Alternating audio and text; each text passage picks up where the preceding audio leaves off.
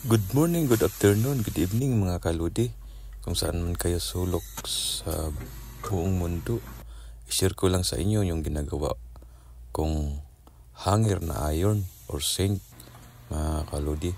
Ginagamit to sa apartment dito, sa hotel, sa bathroom, sa CR. Lagayan ng mga towel or brief, panty. Ganun po yung ginagamit nila kasi hindi kalawangin. At maganda kasi gamitin, matibay din mga kalodi. Yun po yung ginagawa ko dito mga kalodi. Ganyan po pagpitas ng overflow o base, may jig siya, ilagay po sa jig or moldy para matanggal yung base mga kalodi. Yun po ang hanger mga kalodi, i-share ko lang sa inyo yung hanger na iron na ginagawa namin.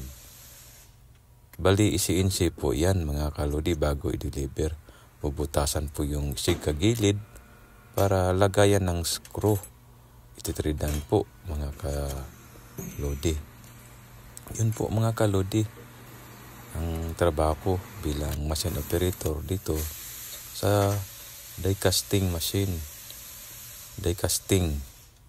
Yun po ang trabaho sa die casting. Iron po yan. Minsan aluminum po yung ginagawa namin pero hindi hanger. Yun po yung may base at saka hindi pa natanggal. Yun po ang natanggal na. Yun po mga kalodi. Thanks for watching. And don't forget to subscribe my YouTube channel.